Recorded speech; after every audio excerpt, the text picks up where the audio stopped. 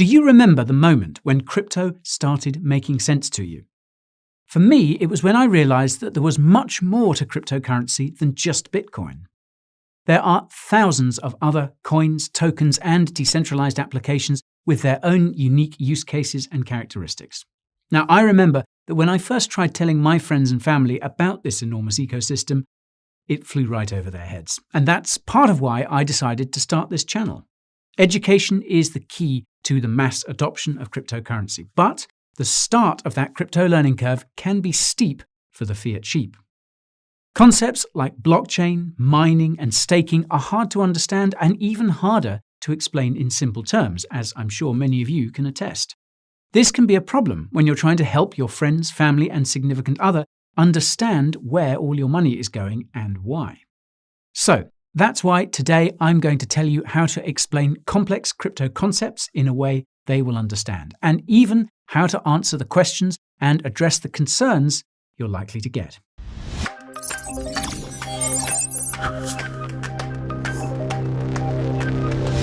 Before we proceed, there is a disclaimer you must heed.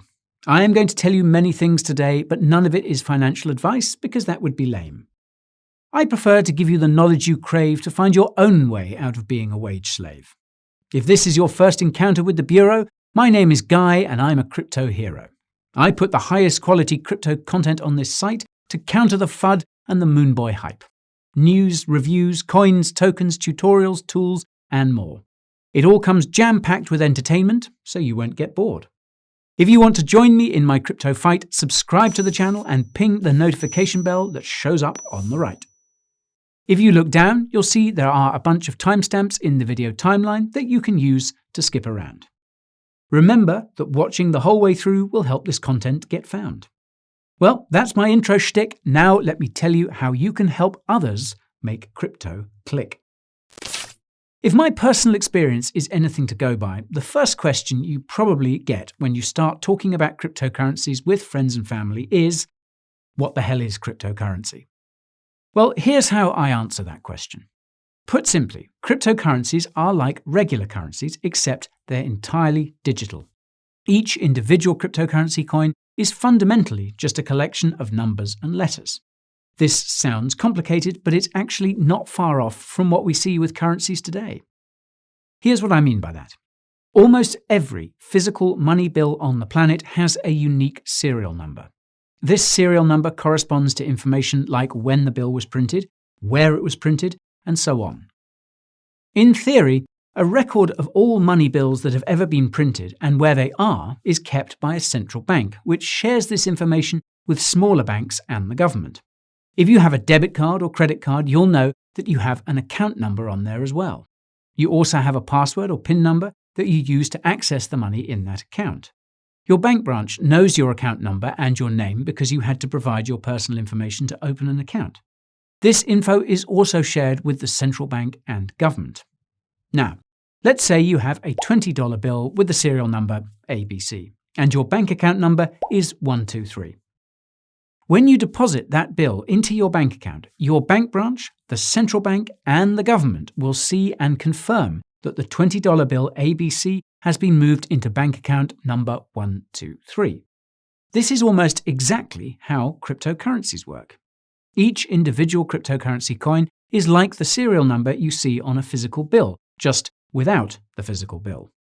Just like regular bills, almost every cryptocurrency can be divided into smaller pieces. In the case of Bitcoin, each BTC can be divided into 100 million pieces called satoshis, which are like cents to a dollar. A cryptocurrency wallet address is like a bank account, except that there's no physical card that goes along with it. It's just an account number.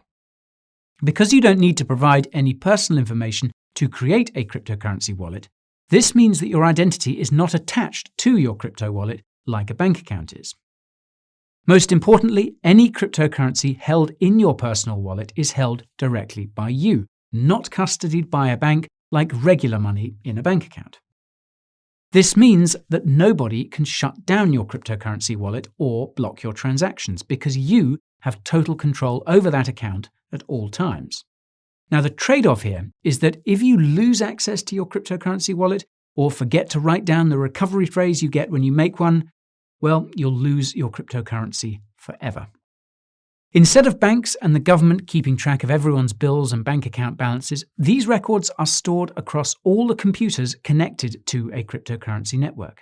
These transactions and account balances are public and can be viewed by anyone using something called a blockchain explorer. Because computers can earn cryptocurrency for processing transactions on a cryptocurrency network, this incentivizes more computers to join the network to process transactions and earn cryptocurrency. This makes cryptocurrency networks secure because there is no single point of failure. This is called decentralization, and it's the polar opposite of the centralized setups of governments and banks. Now, in case you didn't put two and two together, that means the digital currencies banks around the world are creating are not cryptocurrencies. They're creating a seriously dystopian payment network. Be sure to tell them that the Coin Bureau has a video about that on their YouTube channel, and it's in the top right here. Once you've blown their minds with that analogy, you'll probably get questions about Bitcoin and Dogecoin and any other cryptocurrencies they've heard about. Here's what I would say. While you've probably heard of Bitcoin and Dogecoin, there are actually thousands of cryptocurrencies, just like there are hundreds of different regular currencies: US dollars, euros, Chinese yuan, and so on. The crazy thing is that every cryptocurrency is different, and not all of them are designed to be a currency you would actually use for everyday transactions. Broadly speaking, there are two types of cryptocurrencies: coins and tokens. Now, cryptocurrency coins belong to cryptocurrency networks that were built from the ground up. And by from the ground up, I mean that someone spent a lot of time and a lot of money putting together the code required to create a safe and reliable cryptocurrency network. Cryptocurrency coins are the cryptocurrencies given to computers when they process transactions for a cryptocurrency network.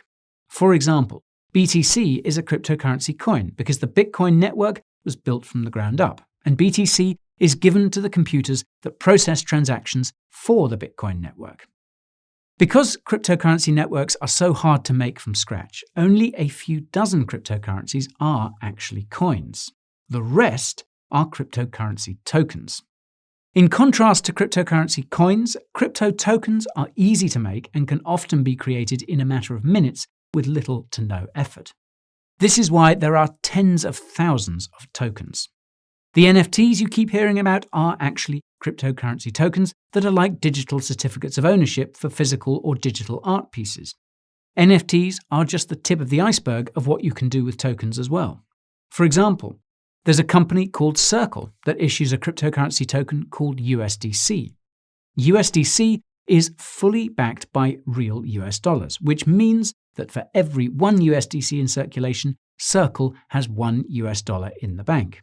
You can create USDC by giving them your dollars and redeem your dollars with USDC.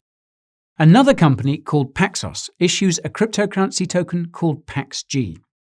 Each PaxG token is backed by 1 troy ounce of gold kept in a vault here in London, and you can redeem PaxG tokens for real physical gold or US dollars. The best part is that both Circle and Paxos are fully regulated in the United States and regularly audited to make sure they have the appropriate number of reserves on hand backing their tokens. How's that for security? Now, speaking of security, the most important thing to remember about cryptocurrency tokens is that a lot of them are nothing more than scams. This is primarily because cryptocurrency tokens are so easy to create. All a scammer needs to do is create a token, set up a fancy website, pay for a few ads on social media, pay a few news outlets to feature their shitcoin, and they can get rich off crypto noobs overnight. Naturally, the next question your crypto-curious compatriots are likely to croak is a timeless classic. Are cryptocurrencies safe? After all, I heard they're used by scammers and criminals, and I keep reading about all of these cryptocurrency hacks. Well, this is usually my response to these sorts of questions and comments. Whether a cryptocurrency is safe or not ultimately depends on the context. For starters, not all cryptocurrencies are created equal. Some cryptocurrencies are built to prioritize speed over security, and usually the consequences of that play out quite quickly. Luckily for us, there are always hackers somewhere looking to crack cryptocurrency networks, so they can trick them into creating new coins or tokens out of thin air to sell for a fancy profit. Now, this might sound scary, but it's no different to what happens to banks and corporations on a daily basis.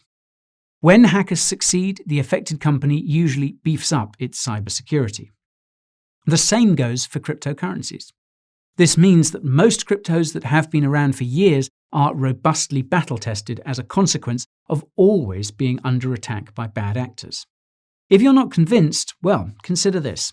As I mentioned earlier, some cryptocurrency networks are made up of computers spread out around the world that are constantly double-checking transaction histories and account balances.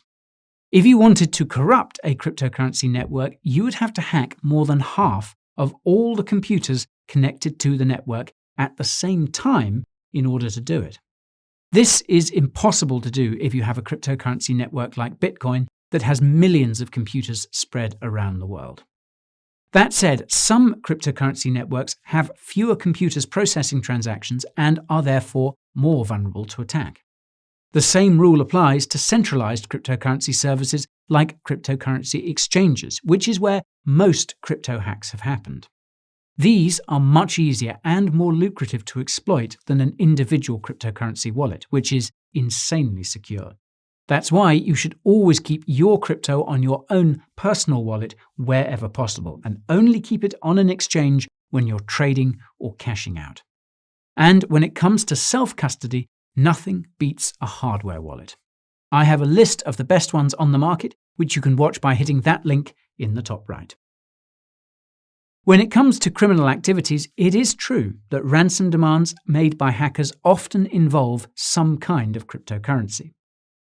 While the cryptocurrency these hackers demand is often Bitcoin, they almost always exchange that Bitcoin for a privacy-oriented cryptocurrency like Monero as soon as they can. This is because Bitcoin and most other cryptos have publicly viewable transactions and wallet balances. This makes Bitcoin transactions very easy to trace by authorities, even more than regular currencies. So it makes no sense for criminals to actively use and hold a currency that's so easily tracked. Cryptocurrencies like Monero are completely private, and even the US government can't crack its encryption, which is seriously impressive if you think about it. In sum then, the overwhelming majority of cryptocurrencies are not used for criminal purposes. There are just a handful of cryptos that are actively used by criminals. The real risk when it comes to crypto relates to investing. Cryptocurrencies are extremely volatile, meaning their prices can go up or down by up to 50% in a day. Investing too much in crypto can be extremely dangerous, especially when you push your luck with something called leverage trading, which basically uses borrowed money.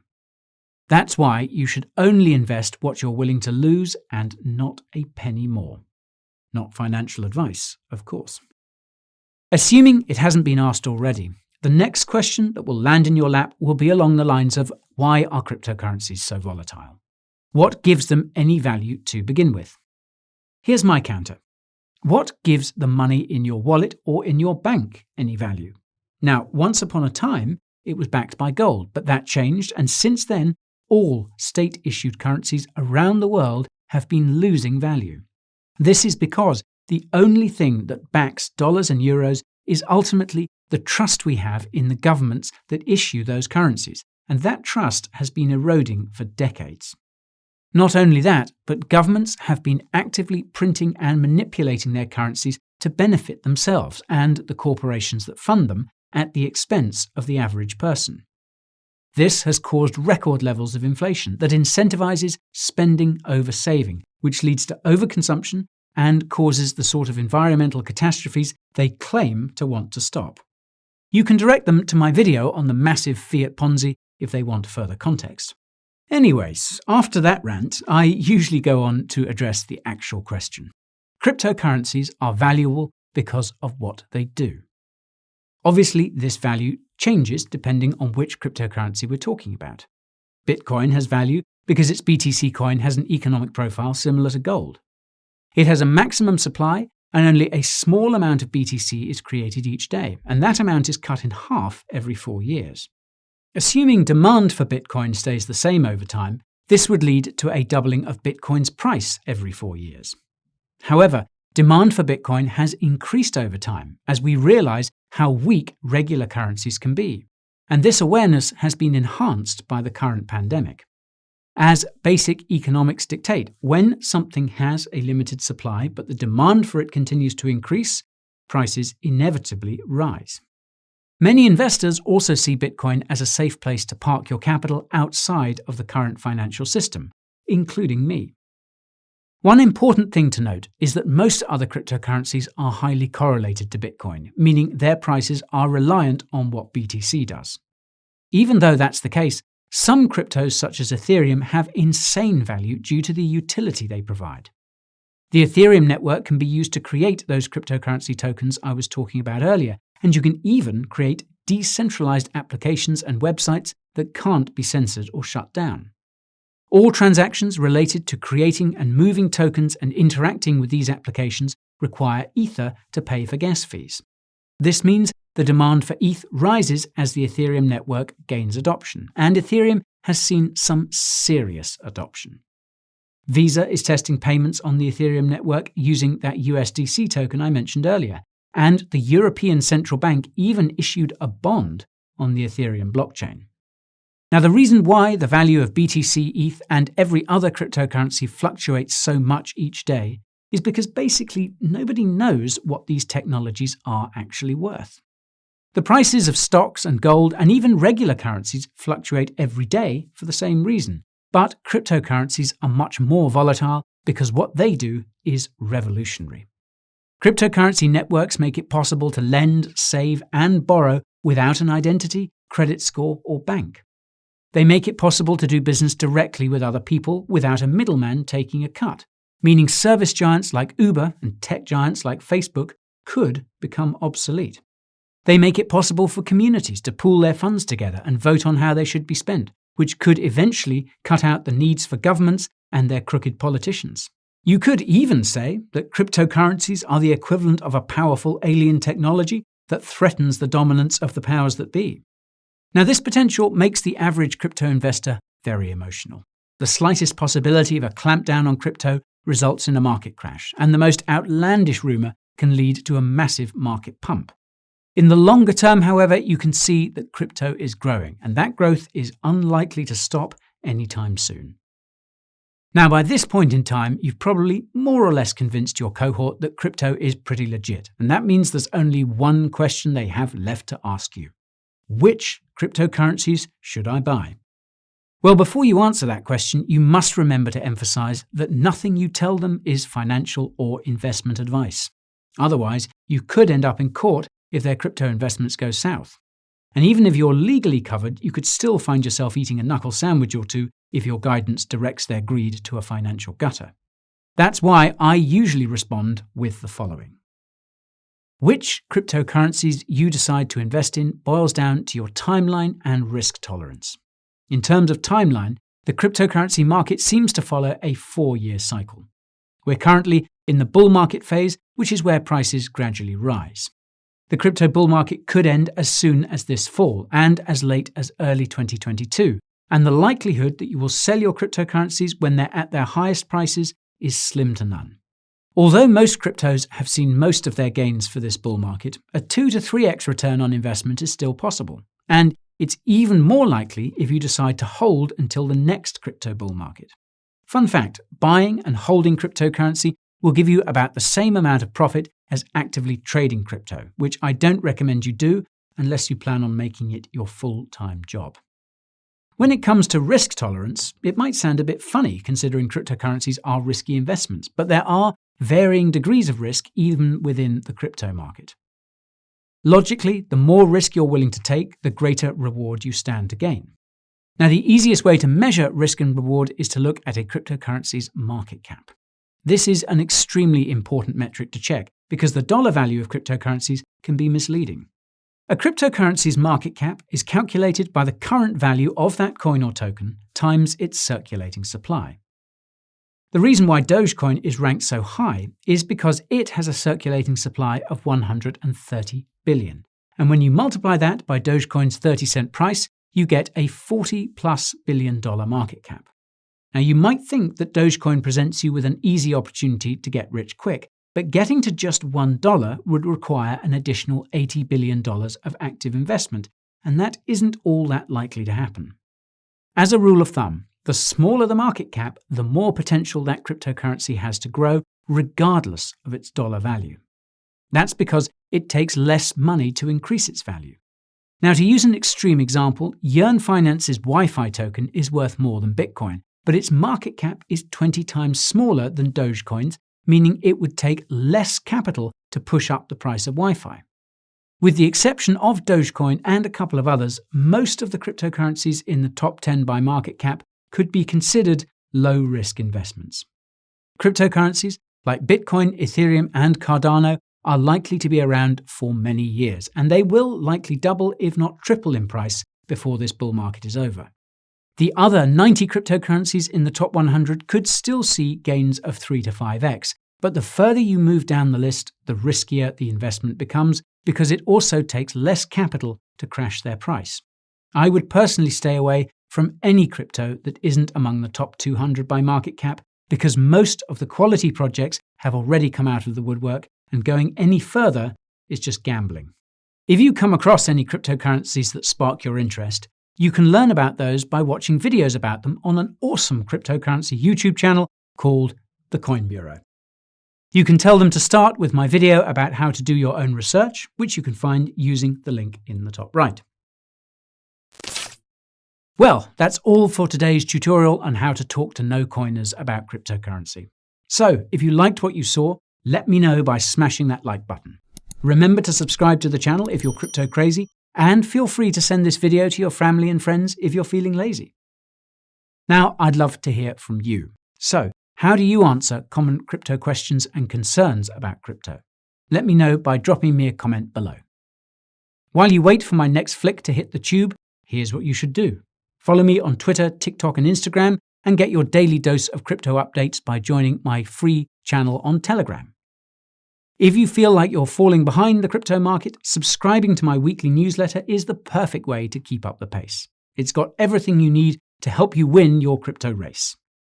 If you're feeling generous, you can support the channel by getting a shirt or hoodie from the Coin Bureau merch store. I know you'll find something you like.